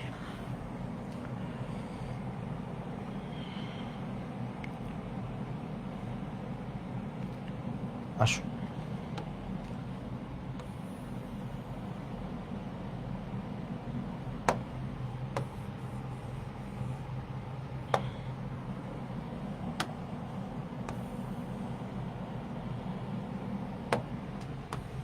এই যে দেখো ভাই, এইখানে সুন্দর করে তোমাকে নোটটা দিয়ে দিলাম। এখন তোমার কাজ হচ্ছে এই জায়গা থেকে পড়া। এখানে সুন্দর করে লেখা আছে সব কিছু সুন্দর করে, মানে দেখো দেখো তোমার বইয়ে কি আছে। তোমার বইয়ে হচ্ছে, তোমার বইয়ে হচ্ছে একটা প্যারাগ্রাফ টাইপের আছে, তাই না? আর আমরা কি করলাম, আমরা হচ্ছে এই লেখাগুলাকেই, বিভিন্ন বইয়ের লেখাগুলাকেই একসাথে করে, একসাথে করে হচ্ছে গিয়ে দিয়ে দিলাম। এখন তুমি হচ্ছে এই জায়গা থেকে পড়বা কোন জিনিসটা পড়তে হবে তোমার। আসো আমি তোমাকে দাগাইও দিই, দাগাই দেওয়ার দরকার নেই, জাস্ট এটা রিডিং পড়বা কয়েকবার। যেমন আর্সেনিকের প্রভাবে ব্ল্যাক ফুট ডিজিজ হয়। ব্ল্যাক ফুট ডিজিজ কি, ওই যে একটু আগে পায়ের ছবি দেখছিলাম এই জায়গায় একটা বিশ্রী, ওইরকম, মানে যখন পা পুরা ইয়া হয়ে যায় আর কি, পায়ের ভিতরে পুরা তোমার দাগ দাগ ইয়ে হয়ে যায়, ব্ল্যাক ফুট ডিজিজ হয়। যকৃত মানে হচ্ছে তোমার লিভারে লিপিড সঞ্চয় হয়, যেটাকে আমরা বলি ফ্যাটি লিভার, ফ্যাট বা লিপিড। তারপরে এই যে ক্রনিক বিষক্রিয়ায় গর্ভবতী মায়ের ভ্রূণের বৃদ্ধি ব্যাহত হয়। তারপর মূত্রথলির ক্যান্সার হয়। তারপর এই যে ত্বকে কালো দাগ বা ক্যারাটিনাইজেশন ঘটে। তারপর ক্রনিক বিষক্রিয়া বা আর্সিনোকোসিস এর প্রধান উপসর্গ হচ্ছে হাত ও পায়ের তালুতে ছোপ ছোপ দাগ, এই যে একটু আগে যেটা দেখাইছি। তারপরে এছাড়াও পালমোনারি এডিমা সৃষ্টি হয়। এগুলো বিভিন্ন মেডিকেল ভর্তি পরীক্ষার যে ডাইজেস্টগুলো দেয় ওইখান থেকে নেওয়া, মানে কি বিভিন্ন প্রকার বইয়ের, প্রত্যেকটা বইয়ের বিভিন্ন জিনিসগুলো কিন্তু এখানে দেওয়া আছে। মানে প্রতিটা বইয়ের বিভিন্ন জিনিস এখানে সংযুক্ত করে, মানে তোমার যতগুলো বই আছে, হাজারি স্যার, কবির স্যার, তারপর হচ্ছে গিয়ে গুহ স্যার, বিপ্লব স্যার, লিঙ্কন স্যার, সবার বইয়ের ইনফরমেশনগুলো এখানে এক করে দেওয়া আছে। তারপরে মহিলাদের বন্ধ্যাত্ব বা মিসক্যারেজ হতে পারে। ওকে, এই যে আর্সেনিক হলো প্রাকৃতিক বিষের রাজা, একটু আগে আমরা বইয়ের থেকে লিখে দিয়েছিলাম এটা, তাই না? তারপরে দেখো এটিপির উৎপাদন হ্রাস করে, প্রোটিনকে জমাট বাঁধায়। তারপর ত্রিযোজী আর্সেনিক জীবের এসএইচ গ্রুপের, এসএইচ মানে হচ্ছে থায়োল গ্রুপ, থায়োল, এসএইচ মানে হচ্ছে থায়োল গ্রুপ। যেমন ওএইচ কে আমরা কি বলি, অ্যালকোহল বলি না, এসএইচ মানে হচ্ছে থায়োল। অ্যাসিড গ্রুপের সাথে বিক্রিয়া করে কোষস্থ বিপাক বন্ধ করে দেয়। আর সাইন, এই যে একটু আগে পড়ছে, ASH3 রক্তের হিমোগ্লোবিনের সাথে যুক্ত হয়ে বিষক্রিয়া ঘটায়। তো এই লেখাগুলো কিন্তু তোমার হাজারি স্যারের বইয়ে নাই, না থাকতে পারে অন্য স্যারের বইয়ে আছে। সো আমরা কি করলাম, সবগুলো জিনিসকে একসাথে করে এখানে দিয়ে দিলাম। এটা কি তোমার ভালো হইলো না খারাপ হইলো? ভালো হইলো। এই কথা বলো না কেন, এটা কি তোমার জন্য খারাপ হইলো না ভালো হইলো? ভালো হইলো, রাইট? ওকে, আসো এরপরে, এরপর একটু দেখো। এরপরে এখানে তোমার বিভিন্ন লেখা আছে, এগুলো থেকে এত বেশি প্রশ্ন আসে না। এই যে আর্সেনিক যুক্ত হওয়ার কারণ, মানে আর্সেনিক কিভাবে যুক্ত হয় এটা একটু দেখবা। মাটিতে আর্সেনিকের ঘনত্ব, এগুলো পরীক্ষায় আসে না। এই যে এগুলো আমরা এগুলো সব একটু আগে লিখে দিছি। এবার ক্রোমিয়াম যুক্ত হওয়ার কারণ, এই যে ক্রোমিয়ামের উৎসসমূহ দেওয়া আছে এখানে। অ্যান্ড এই যে এখন আসলে ক্রোমিয়াম দ্বারা কি কি হয় ওইটা আমরা পড়বো। ক্রোমিয়াম দ্বারা কি কি হয় ওইটা পড়তে গেলে আমরা একটু ক্রোমিয়ামে চলে যাই, জিনিসটা ছোট হয়ে যাবে আরো। এই যে লেড বা সীসা একটু পরে দেখতেছি, ক্যাডমিয়াম একটু পরে দেখতেছি, ক্রোমিয়ামে আইসা পড়তেছি। আসো, এই যে এখন হচ্ছে ক্রোমিয়াম দূষণের প্রভাব। আমার বইয়ে কি আছে এখন, বইয়ে কোনটা আছে, বইয়ের সিরিয়াল অনুযায়ী পড়তে হবে, বুঝছো? বইয়ের সিরিয়াল অনুযায়ী পড়তে হবে। ওকে, এখন হচ্ছে ক্রোমিয়াম আছে, বইয়েও ক্রোমিয়াম আছে, আমরাও এখন ক্রোমিয়াম পড়বো, ঠিক আছে? বইয়ে ক্রোমিয়াম আছে, আমরাও এখন ক্রোমিয়াম পড়বো। তাহলে ক্রোমিয়াম, তাহলে ক্রোমিয়ামের পিডিএফটাই যাই। এই যে আসো, এই যে এটা হচ্ছে ক্রোমিয়াম, এই যে এটা হচ্ছে তোমার পড়া, ক্লিয়ার? আসো তাহলে আমরা ক্রোমিয়ামে যাব। ক্রোমিয়াম পড়তে গেলে আমার কি করা লাগবে ভালো করে একটু দেখব। ক্রোমিয়ামের প্রধান আকরিক হচ্ছে ক্রেমাইট, FeCr2O4। ক্রেমাইট, এটা মুখস্থ রাখার দরকার নেই, এখান থেকে প্রশ্ন আসবে না। এবার সবচেয়ে ইম্পর্টেন্ট, যেটা একটু আগে আমরা বলছিলাম যে As3+ বেশি ক্ষতিকারক, আর্সেনিকের 3+ আয়নটা বেশি ক্ষতিকারক মানব হিউম্যান বডির জন্য, আর ক্রোমিয়ামের 6+টা বেশি ক্ষতিকারক। এখানে লেখা আছে ক্রোমিয়াম 3+ যৌগের চেয়ে ক্রোমিয়াম 6+ যৌগের বিষক্রিয়া অধিক মারাত্মক। তাহলে ক্রোমিয়াম 3+ যৌগের চেয়ে ক্রোমিয়াম 6+ যৌগের বিষক্রিয়া অধিক মারাত্মক। ক্লিয়ার? এবার আসো, মানুষের পরিপাকতন্ত্র, শ্বাসতন্ত্র, প্রজননতন্ত্র, রোগ প্রতিরোধ সিস্টেম প্রভৃতি আক্রান্ত হয়। এই যে জায়গায় লেখা আছে ভাই, একটা জিনিসও বইয়ের বাইরে না, তুমি ভুল বুঝতেছো। পরিপাকতন্ত্র, শ্বাসতন্ত্র, প্রজননতন্ত্র, রোগ প্রতিরোধ সিস্টেম, বইয়ে যা লেখা আছে তাই এখানে আছে। তোমার বইয়ের চেয়ে একটু বেশি আছে, কম নাই। শরীরে ক্যান্সার সৃষ্টিকারী কার্সিনোজেন হিসেবে গণ্য। প্রশ্বাসের মাধ্যমে ফুসফুসে ক্যান্সার সৃষ্টি হয়। প্রশ্বাসের মাধ্যমে ফুসফুসে কি হয়? ক্যান্সার সৃষ্টি হয়। প্রশ্বাসের মাধ্যমে ফুসফুসে ক্যান্সার সৃষ্টি হয়। অধিক ক্রোমিয়াম দূষণের ফলে আরবিসিতে মানে লোহিত রক্তকণিকায় লৌহ শোষণ বাধা পায়, ফলে অ্যানিমিয়া বা রক্তশূন্যতা দেখায়। অ্যানিমিয়া আরেকটা জিনিসের জন্য হয়, একটু পরে আমরা দেখব। তাহলে মেইন জিনিসটা যেমন তোমার হচ্ছে ব্ল্যাক ফুট ডিজিজ, যেমন এখানে কিছু মেইন কি পয়েন্ট আছে, এখানের কি পয়েন্টগুলোতে আমি একটু দাগ দিয়ে দিচ্ছি। যেমন এই দেখো, ত্বকে কালো দাগ বা ক্যারাটিনাইজেশন ঘটে, তারপরে ব্ল্যাক ফুট ডিজিজ হয়। ওকে, ব্ল্যাক ফুট ডিজিজ হয়, এইটা দিয়ে তোমার মনে রাখতে হবে। আর বাকিগুলো তো লিখতেই পারো, তুমি বাকিগুলো লিখতে পারবা। রেনাল ফেলিওর হয়। তো এই কয়েকটা পয়েন্ট হচ্ছে এমসিকিউর জন্য খুবই ইম্পর্টেন্ট। এমসিকিউর জন্য এগুলো সুপার ইম্পর্টেন্ট, সুপার ইম্পর্টেন্ট। যে ভাই ব্ল্যাক ফুট ডিজিজ মানে কি, তুমি দুই একটা লাইন বেশি লিখতে পারবা। ওকে, একটা সেকেন্ড। হ্যালো, আসছো? ওকে, 1 মিনিট।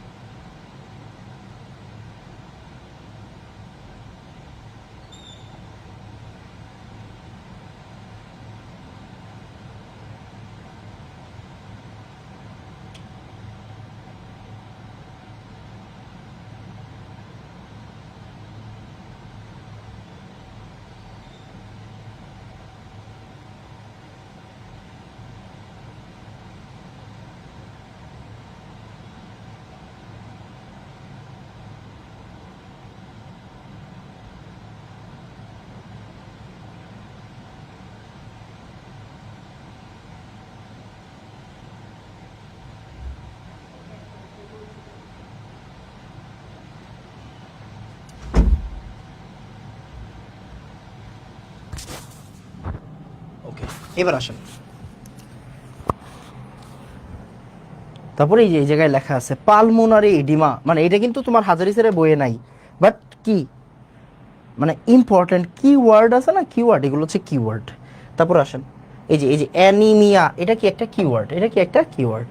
ওকে ওকে, তারপরে আসো, এই যে এটা একটা কি লাইন, এটা একটা কি লাইন, মাস্ট, মানে এগুলো মনে রাখতে হবে। আমি দাগ দিয়ে দিচ্ছি। এরপরে আপনার বইয়ে কোনটা আছে? এরপরে আপনার বইয়ে আছে হচ্ছে লেড। এরপরে আছে আপনার লেড, লেড। সো লেডে আসি আমরা, লেডে আসি। এই যে লেড, এই যে এই লাইনটা খুব ইম্পর্টেন্ট। হুয়ের রিপোর্ট মতে লেডের পরিমাণ 50 ppb বেশি হলে লেডের বিষক্রিয়া দেখা যায়। 50 ppb বেশি হলে লেডের বিষক্রিয়া দেখা যায়। এই যে আসেন আমরা তাহলে লেডের নোটটা একটু বের করি। লেডের নোট,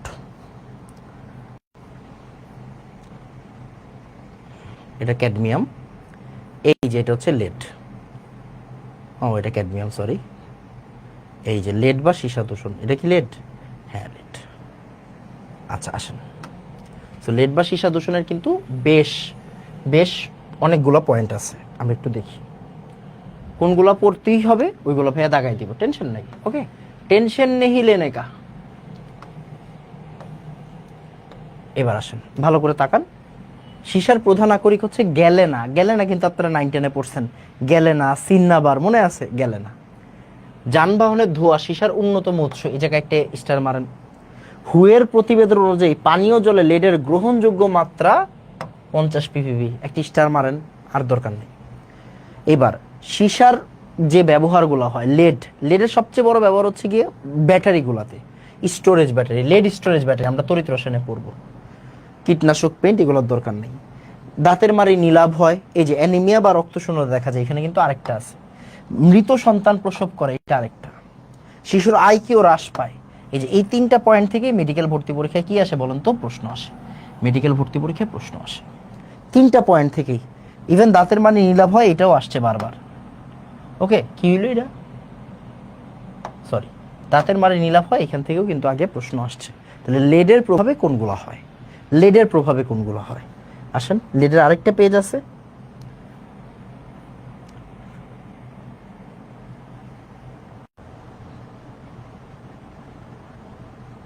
এই যে এগুলো হচ্ছে বিশেষ তথ্য। বিশেষ তথ্য এত পড়ার দরকার নেই, এগুলো মনে রাখতে পারবেন না, বুঝছেন? এগুলো মনে রাখতে পারবেন না। এই যে যেমন দেখেন, lead acid storage battery electrode তৈরিতে লেড অক্সাইড ব্যবহৃত হয়, এটা আমরা তড়িৎ রসায়নেই পড়বো।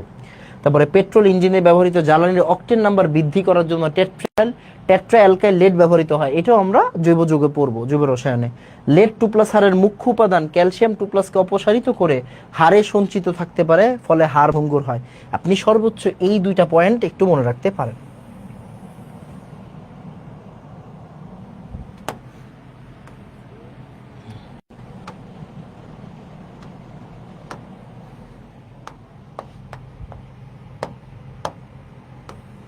এই যে সর্বোচ্চ এই 2টা পয়েন্ট আপনি মনে রাখতে পারেন।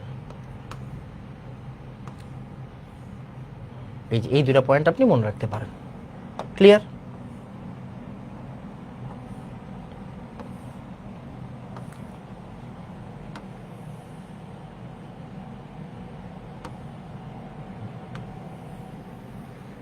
এই যে এই পয়েন্টগুলো আপনি মনে রাখতে পারেন, আপনার আর কোনো পয়েন্ট মনে রাখার দরকার নাই।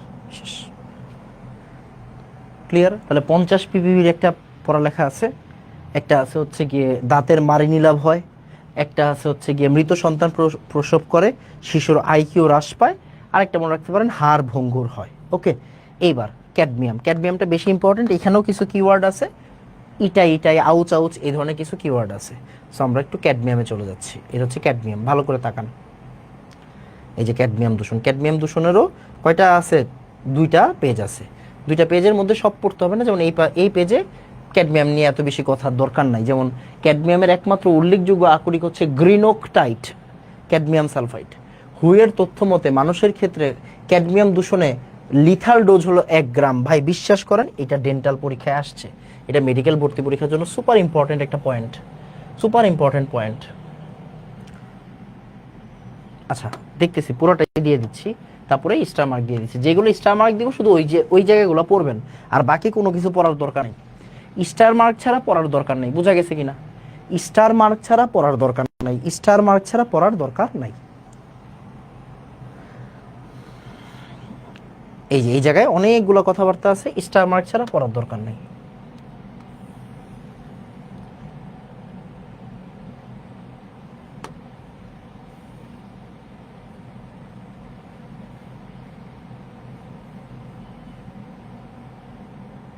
আচ্ছা, এটা অন্য পেজে দিচ্ছি, কেমন? এটা অন্য পেজে দিচ্ছি। আসেন, এই যে এই জায়গায় একটু পড়েন। এই যে লিথাল ডোজ, ভাই এটাতে কয়েকটি স্টার দেন? ক্যাডমিয়ামের মারণ মাত্রা বা লিথাল ডোজ হচ্ছে 1 গ্রাম, এটাতে কয়েকটি স্টার দেন? প্রতিটি সিগারেট থেকে একজন ধূমপায়ীর শরীরে 0.1 থেকে 0.2 ক্যাডমিয়াম দরকার নাই। পিভিসি প্লাস্টিক উৎপাদনে স্টেবিলাইজার উপর দরকার নাই। বর্তমানে ক্যালকুলেটর ও ইলেকট্রনিক যন্ত্রপাতিতে রিচার্জেবল নিকেল ক্যাডমিয়াম বা নিকাট ব্যাটারি থাকে। আচ্ছা, হাড়ের মূল উপাদান ক্যালসিয়ামকে ক্যাডমিয়াম 2+ প্রতিস্থাপন করতে পারে। ক্যাডমিয়াম 2+ আয়ন থেকে জিঙ্ক, ক্যালসিয়াম ও জিঙ্ক আয়নকে প্রস্রাবের মাধ্যমে বের করে দেয়। মানে ক্যাডমিয়াম যদি শরীরে থাকে তাহলে এটা ক্যালসিয়াম আর জিঙ্ক আয়নকে বের করে দেয়। এটাও এত ইম্পর্টেন্ট না যদিও, হ্যাঁ এটা এত ইম্পর্টেন্ট না, তারপরে দাগাই রাখলাম আর কি, দাগাই রাখলাম।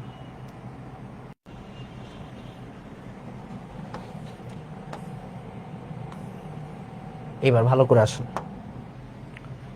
ফুসফুসে স্বাভাবিক ক্রিয়া বাধাপ্রাপ্ত হয়।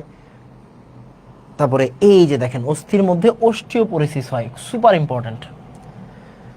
বিশেষ রোগ, এই যে অস্থি ভঙ্গুর হয়, ইটাই আউচ আউচ হয়, কিডনিতে পাথর হয়, কার্সিনোজেন হিসেবে প্রোস্টেট ক্যান্সার, এগুলো আপনি জাস্ট পড়বেন, বিপাকে সমস্যা হয়, ফুসফুসের স্বাভাবিক ক্রিয়া ব্যর্থ হয়, এগুলো দরকার নেই এত বেশি। বাট যেই কিওয়ার্ডগুলো দিছি, অস্টিওপোরোসিস, তারপরে ইটাই আউচ আউচ, এইগুলো ইম্পর্টেন্ট। ওকে, তারপর অস্থি ভঙ্গুর হয়। আর এগুলো হচ্ছে ব্যবহার দেওয়া আছে, ব্যবহারের এত বেশি প্রয়োজন নাই। ওই যে ক্যালকুলেটর, ওইগুলোর জন্য nickel cadmium battery, PVC rubber তৈরি, রঞ্জন শিল্প, এগুলোর দরকার নেই, এগুলো এত বেশি আসে না। যেগুলো দেখাই দিচ্ছি এগুলো কিন্তু আপনাকে পড়ে যেতে হবে, যেগুলো দেখাই দিচ্ছি এগুলো পড়ে যেতে হবে। আসেন এক নজরে যদি আমরা দেখি, এক নজরে আমরা যদি জিনিসটা দেখি, এক নজরে দেখতে গেলে এই যে এরকম আসবে জিনিসটা, এক নজরে দেখতে গেলে এরকম আসবে। আর্সেনিকের প্রভাবে কি হয়, ওই যে মনে আছে ব্ল্যাক ফুট ডিজিজ, ছোপ ছোপ দাগ, গ্যাংগ্রিন, আর এই যে ফ্যাটি লিভার। লেড আমরা যে সিরিয়ালে পড়ছি ওই সিরিয়ালে পড়েন, ক্রোমিয়াম অ্যানিমিয়া। তারপরে আমরা কি পড়ছি, লেড পড়ছি। লেডে কি হয়, দাঁতের মাড়ি নীলাভ হয়, শিশুদের আইকিউ হ্রাস পায়, মৃত সন্তান প্রসব হয়, রাইট। আর ক্যাডমিয়াম হচ্ছে ইটাই আউচ আউচ, অস্টিওপোরোসিস, মানে মাত্র যেটা পড়লাম। এগুলো প্রত্যেকটাই কি super important, MCQ, super important. এরপরে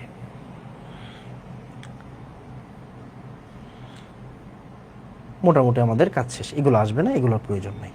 এই তো আমাদের এই চ্যাপ্টারের শেষের দিকের যতগুলো পড়া ছিল সবগুলো শেষ আল্লাহর রহমতে। এই চ্যাপ্টারের শেষের দিকের যে পড়াগুলো ছিল, এখন আমরা একটু শুরুর দিকের পড়াগুলা নিয়ে একটু কথা বলবো। সব পড়ার দরকার নেই, ঠিক যতটুকু পড়তেই হবে অতটুকু পড়াই দিব। এই যে বায়ুমণ্ডলের গঠন, এই জায়গা থেকে ভাই আপনি সব পড়া কুল পাবেন না। বায়ুমণ্ডলের গঠন ও উপাদান, এগুলো থেকে আপনি সব পড়ে কি কুল পাবেন না। সো আসেন ঠিক কোন জায়গাগুলো পড়তে হবে আমরা নোটে দিয়ে রাখছি। আসেন, এই যে আপনি চাইলেও সব পড়তে পারবেন না, আপনাকে অল্প করে পড়তে হবে, বুঝছেন? অল্প করে পড়তে হবে, বেশি পড়া যাবে না। যেমন দেখেন বায়ুমণ্ডলের গঠন উপাদান, এই জায়গা থেকে একটু প্রশ্ন আসবে, এই জায়গা থেকে প্রশ্ন আসবে। ঠিক কোন জায়গাটা থেকে প্রশ্ন আসবে ভাইয়া দাগাই দিব, বুঝছেন ভাইয়া, দাগাই দিব। সব পড়ে কিন্তু আপনি আসলে কুল পাবেন না, অহেতুক পড়বেন, লাভ নাই। বায়ুমণ্ডলের সবচেয়ে বেশি থাকে হচ্ছে নাইট্রোজেন গ্যাস, এটা আপনার পরীক্ষায় আসবে। কার্বন ডাইঅক্সাইডটা আপনার পরীক্ষায় আসবে 0.033, আর অক্সিজেনটা 21%। নাইট্রোজেন হচ্ছে 78%, অক্সিজেন হচ্ছে 21%, আর কার্বন ডাইঅক্সাইড হচ্ছে 0.033%। বাকিগুলো মুখস্থ করার কোনো প্রয়োজন নাই, শেষ। পড়া কম কাজ বেশি। এবার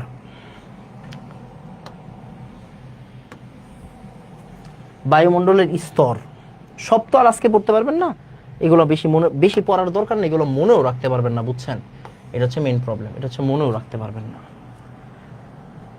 মেইন প্রবলেমটা হচ্ছে এটা, বায়ুমণ্ডলের স্তর। দেখেন গ্যাসের সংযুক্তির ভিত্তিতে, ওই যে আমরা বলি না হোমোস্ফিয়ার, হেটারোস্ফিয়ার। হোমোস্ফিয়ার আমাদের কি আছে, ট্রপোস্ফিয়ার, স্ট্র্যাটোস্ফিয়ার, মেসোস্ফিয়ার। আমরা জানি ওই যে 0 থেকে 15 কিলোমিটার, তারপরে 15 থেকে 50, 50 থেকে 85, হ্যাঁ।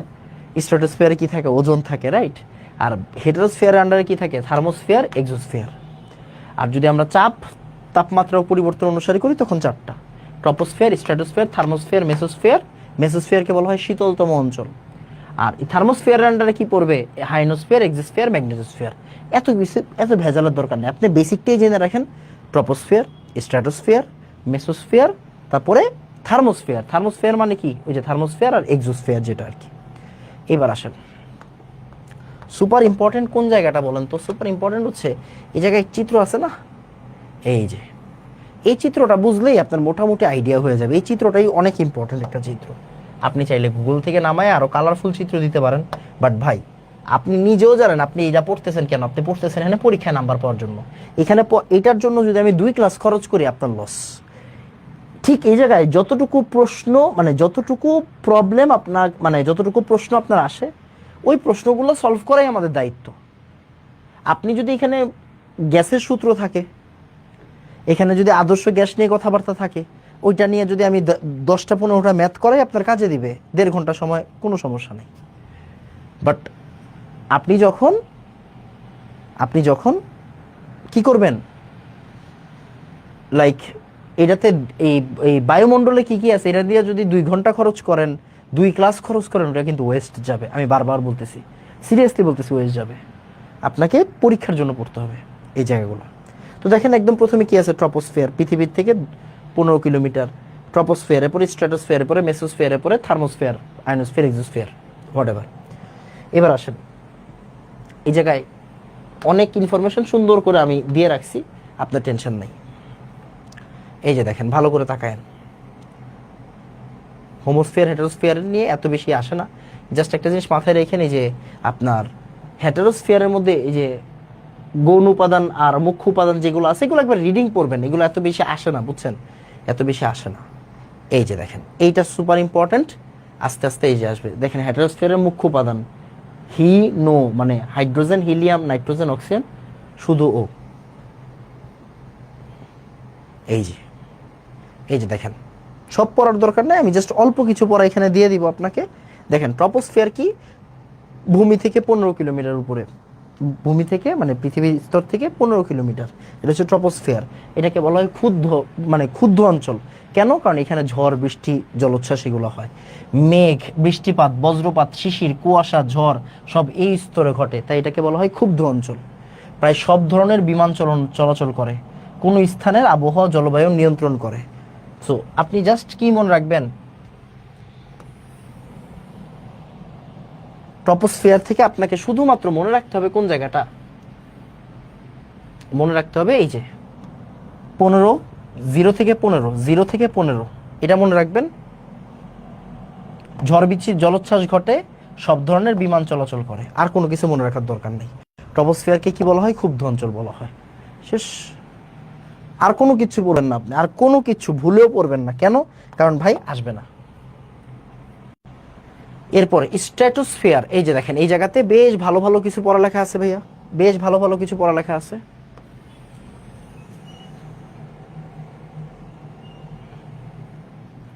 স্ট্র্যাটোস্ফিয়ারকে বলা হয় শান্ত মণ্ডল। কি বলা হয়? স্ট্র্যাটোস্ফিয়ারকে বলা হয় শান্ত মণ্ডল। শান্ত মণ্ডল।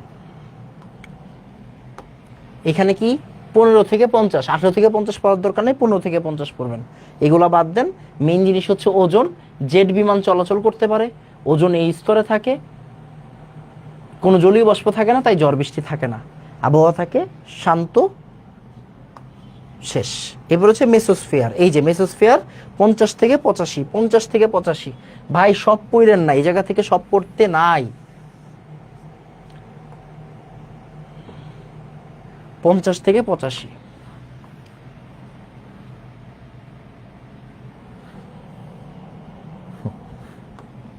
50 থেকে 85। তারপর হচ্ছে গিয়ে এখানে শীতলতম অঞ্চলে এই যে জায়গায় পারমাণবিক অক্সিজেন বিরাজ করে, উল্কা এই স্তরে এসে ধ্বংস হয়, এটাকে বলা হয় শীতলতম অঞ্চল। ঠিক যেই পয়েন্টগুলো আপনার লাগবে ওই পয়েন্টগুলো পড়বেন, এর বাইরে কোনো কিছু পড়ারই দরকার নাই।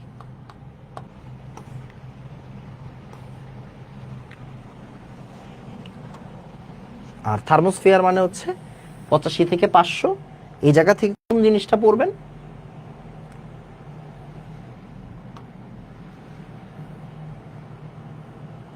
এই জায়গা থেকে কোন জিনিসটা পড়বেন ওইটাও ভাইয়া দেখাই দিচ্ছি। দেখেন এখানে কি দেওয়া আছে, 85 থেকে 500 পড়বেন। মহাকাশ গবেষণা কেন্দ্র, ওই যে হাইড্রোজেন আর হিলিয়ামের প্রাধান্য থাকে, ইউভি অঞ্চলে রশ্মি শোষণ করে, ক্যানিলি হেভিসাইড স্তর বলা হয়। এটা একবার দেখে রাখতে পারেন, ডেন্টাল আসতে পারে সর্বোচ্চ, মেডিকেলে আসবে না। ওকে, এবার ইউভি রশ্মির ক্ষতিকারক, এগুলো জানার দরকার নাই। যেমন ট্রপোপোজ মানে হচ্ছে ট্রপোস্ফিয়ার আর স্ট্রাটোস্ফিয়ারের মধ্যের পাতলা স্তর, স্ট্রাটোপোজ মানে হচ্ছে স্ট্রাটোস্ফিয়ার ও মেসোস্ফিয়ারের মধ্যবর্তী মানে আগেরটার পরেরটার মিডলের স্তর।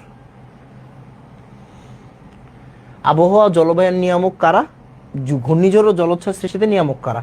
এগুলা খুব ভালো করে পড়ে যাবেন, যাতে মনে করেন এই যে নতুন সরকার আসছে, যদি প্রশ্ন একটু এদিক ওদিক দেয়, আপনি মনের মতো বাংলা লিখে দিয়ে আসবেন যা আছে কপালে। আপনি তো এই প্রশ্ন অ্যান্সার করে 4-4 পাবেন না, আপনাকে ওই 2-3ই দিবে।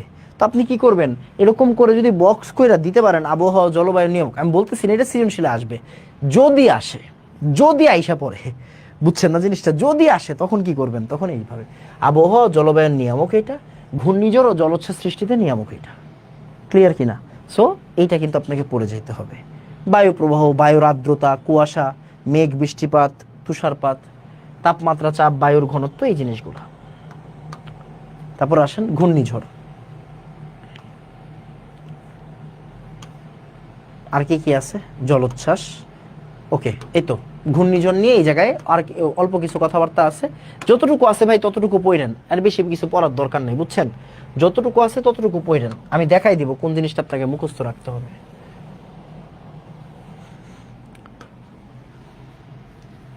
আচ্ছা, এই যে এই জায়গাটা থেকে প্রশ্ন আসে, এই জায়গাটা থেকে প্রশ্ন আসে। সাইক্লোন সৃষ্টির মূল কারণ হচ্ছে পানির উচ্চ তাপমাত্রা ও বায়ুমণ্ডলের নিম্নচাপ।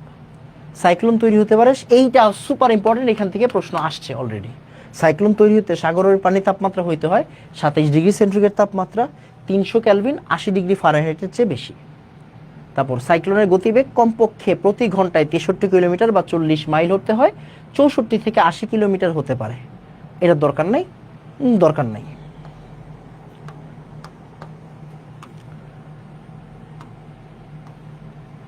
ঘূর্ণিঝড়ের প্রকারভেদ দেওয়া আছে এখানে।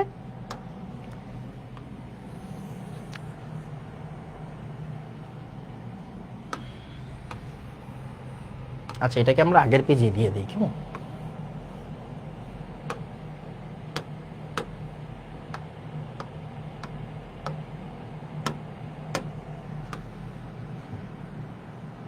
দেখেন কি বলছে এখানে, বলছে সমুদ্রের ঘূর্ণিঝড়কে সাইক্লোন, হারিকেন বা টাইফুন বলে। স্থলভাগে সৃষ্ট ঘূর্ণিঝড় টর্নেডো বা কালবৈশাখী ঝড় নামে পরিচিত। ঘূর্ণিঝড়ের ক্ষেত্রে বাতাসের গতি ঘন্টায় 120 থেকে 360 কিলোমিটার পর্যন্ত হতে পারে। সুপার সাইক্লোন যদি 250 কিলোমিটার/আওয়ারের বেশি হয় তখন এটাকে বলা হয় সুপার সাইক্লোন। এরপর আছে জলোচ্ছ্বাস।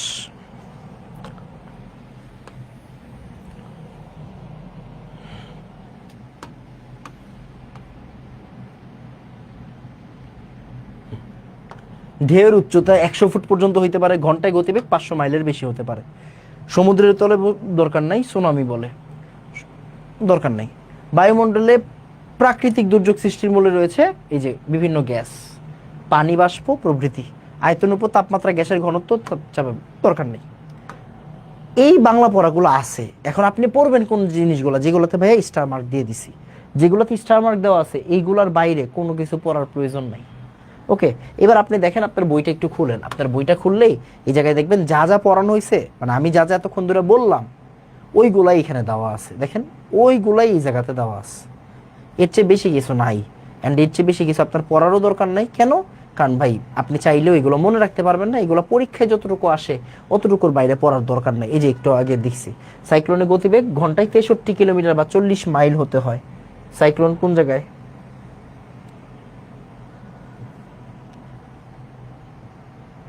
এই যে 63 কিলোমিটার বা 40 মাইল হতে হয়,